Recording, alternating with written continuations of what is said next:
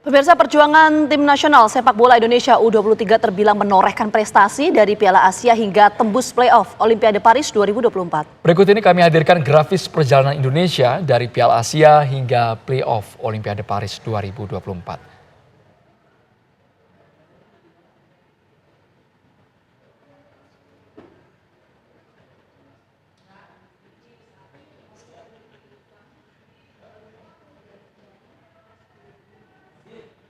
Baik, sembari kami menunggu grafis bagaimana perjalanan karena memang perjuangan timnas Indonesia luar biasa. Ya. Ketika di Piala Asia kita sudah membuktikan bisa melumat Yordania, mengalahkan Korea lewat drama adu penalti. Tapi yang menarik kemarin yang menjadi perhatian kita adalah ketika wasit, memang pertandingan di Paris Prancis tanpa VAR sama sekali.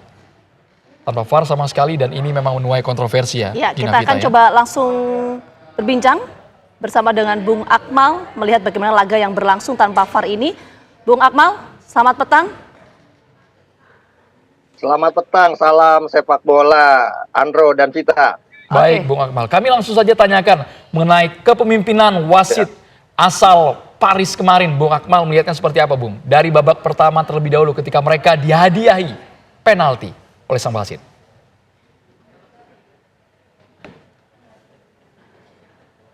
Bung Akmal masih tersambung?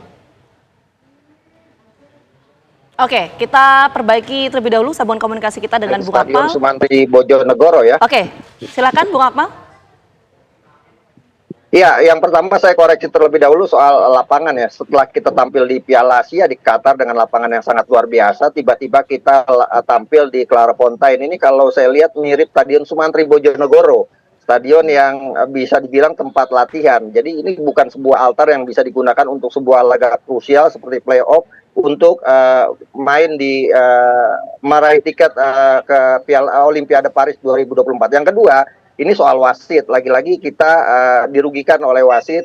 Ketika ada VAR kita dirugikan, kemudian ketika tanpa VAR kita juga dirugikan. Wasit Francois Lesetier, asisten wasit A1 Cyril Granier, asisten wasit 2 Mehdi Romani, ini sangat merugikan Indonesia, utamanya untuk 2 penalti yang didapatkan oleh Gini ya. Di mana penalti pertama misalnya kalau kita lihat siaran ulang itu terjadi, yang pertama adalah kesalahan wasit yang sangat fatal. Pertama, kejadian itu terjadi di luar kotak penalti. Yang kedua, sejatinya Witan tidak dalam niat untuk menjatuhkan Conte atau Pasiet Conte, tapi dua-duanya sedang melakukan sprint, kemudian kaki Conte nyangkut di kaki Witan. Sebenarnya ini bukan pelanggaran. Kalaupun kemudian wasit berijtihad ini pelanggaran, harusnya terjadi bukan di dalam kotak penalti dan bukan penalti.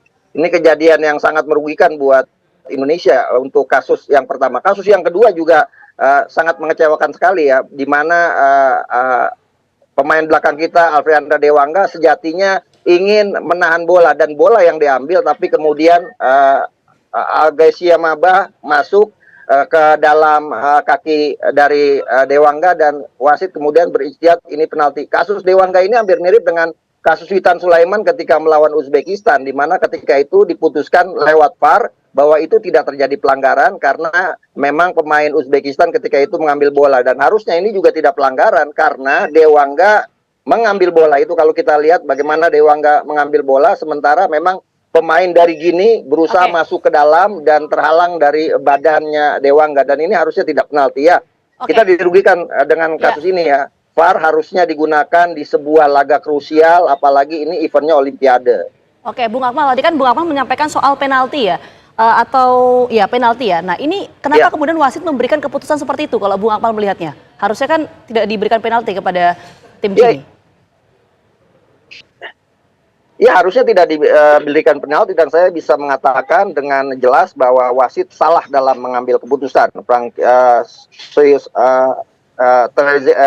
Lesesiet dan juga Cyril Granier ini salah mengambil keputusan, dan ini memang sangat merugikan, dan harusnya PSSI melakukan protes atas kepemimpinan wasit yang tidak cermat ya, bukan tidak tegas tapi tidak cermat dalam mengambil keputusan, utamanya penalti yang pertama. Itu terjadi jelas kalau kita ulang. itu terjadi di luar kotak penalti dan Witan tidak sama sekali berniat untuk menghalangi pergerakan dari Pasinet Conte, tapi dua-duanya melakukan sprint dan kaki Pasinet Conte berbenturan dengan kaki Witan yang juga sedang berlari kencang untuk masuk ke dalam kotak penalti. Ini kesalahan murni, kesalahan wasit dalam mengambil keputusan. Dia tidak cermat melihat kondisi dan situasi yang ada, dan saya yakin kalaupun ada VAR ini tidak akan terjadi penalti. Pertama, kalaupun pelanggaran ini di luar kotak penalti, kalaupun kemudian dengan VAR ini tidak akan jadi penalti karena tidak ada rencana dari Witan untuk melanggar dan menghalangi Pasinet Conte. Bung Akmal, bahkan ketika pelatih Garuda Muda Sintayong protes keras akan keputusan wasit ini tak digubris sama sekali. Bahkan mendapatkan kartu merah. Apakah memang STY layak dapat kartu merah disuruh keluar dari lapangan dan menonton dari tribun, Bung Akmal? Ya, pasti kemarahan STY ini terjadi karena dua penalti yang menurut dia juga ini seharusnya tidak terjadi penalti. Karena memang dari kejadian atau rekaman yang kita tonton berulang-ulang, ini bukan penalti. Yang pertama di luar kotak penalti dan tidak ada kesengajaan Witan melanggar Pasinet Conte. Yang kedua, Alfrenda Dewangga juga tidak ada rencana untuk menghalangi atau menjatuhkan dari Agasemeba, tapi dia mengambil bola dan wajar kalau kemudian pelatih Sintayong melakukan protes gitu. Bahkan saya menyarankan PSSI juga melakukan protes. Memang tidak akan mengubah hasil pertandingan, tetapi setidaknya buat penyelenggara Olimpiade dalam hal ini juga bisa mengoreksi diri untuk nanti pertandingan resmi di Olimpiade agar wasit-wasit yang turunkan benar-benar wasit-wasit yang jeli dalam memimpin pertandingan. Jangan sampai kemudian sepak bola dirugikan dengan keputusan-keputusan wasit yang kontroversial. Oke, Bung Akmal, artinya pemberian kartu merah terhadap pelatih timnas Sintayong ini berlebihan menurut Anda? Ya, kalau pemberiannya sih tidak berlebihan karena memang Sintayong melakukan protes yang sangat keras sekali, tidak berlebihan. 2 kali kartu kuning lalu kartu merah karena Sintayong beberapa kali diperingati untuk tidak terlalu vokal menanggapi keputusan wasit. Tapi kemarahan Sintayong kan terjadi karena memang keputusan wasit yang 2 kali melakukan keputusan yang salah. Sehingga kemudian Sintayong melakukan protes. Nah, protes yang kerasnya ini yang kemudian berbuah kartu merah. Tapi sejatinya keputusan wasit itu salah dan itu yang kemudian menurut saya Sintayong sampai di ruang ganti menangis karena kecewa dengan keputusan yang diberikan oleh wasit. Tapi seperti ini Bung Akmal, yang kami juga pertanyakan kenapa kalau standarnya ini untuk berebut tiket ke Olimpiade Paris ketika di Piala Asia kita menggunakan VAR. Tapi di playoff semalam tidak ada VAR sama sekali. Bahkan mungkin jumlah wasitnya tidak sebanyak di Piala Asia. Standarnya kok beda gitu Bung Akmal? Betul sekali dan ini yang sangat mengecewakan gitu kan. Yang pertama tadi saya katakan stadionnya juga sangat mengecewakan. Ini stadion latihan. Jadi seolah-olah playoff ini seperti laga uji coba atau permainan tarkam lah gitu kan. Ada antar kampung pertandingan kemudian digelar dan disiarkan langsung. Stadionnya tidak layak untuk menggelar sebuah laga playoff menurut saya. Yang kedua, ya kenapa tidak ada VAR ini juga menjadi pertanyaan. Apakah nanti di Olimpiade juga tidak ada VAR? Nah kalau kemudian nanti di Olimpiade tidak ada VAR juga, maka ini amat disayangkan. VAR ini kan selama ini dikampanyekan oleh FIFA sebagai alat untuk membantu agar wasit tidak salah dalam mengambil keputusan. Wasit bisa mengoreksi keputusan yang salah lewat sebuah layar kaca yang bisa dilihat langsung ketika ada kejadian VAR. Dan 2 kejadian yang terjadi di pertandingan melawan Gini yang merugikan Indonesia ini memang salah satu hal yang wajib VAR karena VAR itu ada 4. Yang pertama gol atau tidak gol, penalti atau tidak penalti, kemudian pemberian kartu langsung dan kesalahan identitas dalam memberikan hukuman. Jadi penalti atau tidak penalti di pertandingan ini harusnya dikoreksi atau dilihat lewat VAR. Sayangnya itu sepertinya panitia Olimpiade nggak punya modal untuk menyewa VAR untuk pertandingan playoff ini. Oke, itu tadi sejumlah hal kontroversial ya. Nah ini kita masuk mungkin ke pola permainannya. Timnas kan secara penguasaan bola di lapangan juga dominan ya. Bagaimana Anda melihat performa dari Witan dan juga lainnya dalam pertandingan semalam? Ya, kalau secara permainan sejatinya Gini yang katanya diperkuat mayoritas pemain yang tampil di Eropa ternyata tidak istimewa gitu. Secara ball position kita unggul 54% berbanding 46%. Penguasaan bola atau passing juga kita unggul. Kita 315, mereka cuma 262. Yang berbeda hanyalah peluang. Kita punya 7 peluang dengan 1 on target dari Marcelino Ferdinand. Sementara mereka punya 13 peluang dengan 4 on target. Jadi secara permainan sebenarnya imbang. Jadi kita sebenarnya bisa mengimbangi permainan gini yang secara ranking di atas kita. Mereka peringkat 76, kita 134. Kemudian pemain-pemain mereka lebih berpengalaman, banyak main di Eropa, kita hanya 6 pemain yang tampil di luar negeri, tapi nyatanya kita bisa mengimbangi permainan dari gini.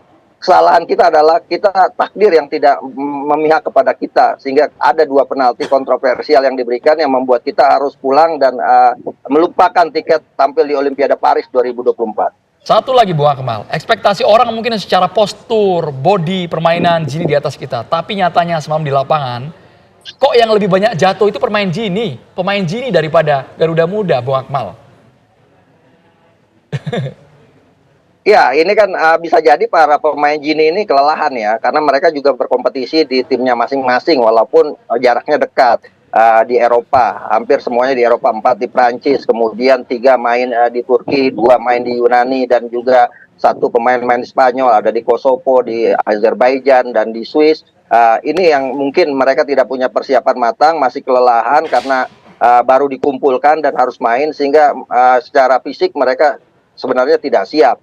Namun demikian, kita juga ada kendala juga, recovery kita pasca tampil beruntun di Piala Asia ini yang sangat berat, apalagi urusan mental ya. Kita hampir 1 minggu 3 pertandingan kita lakoni, bahkan ada 2 pertandingan yang harus dilewati lewat perpanjangan waktu melawan Korea Selatan dan juga melawan Irak.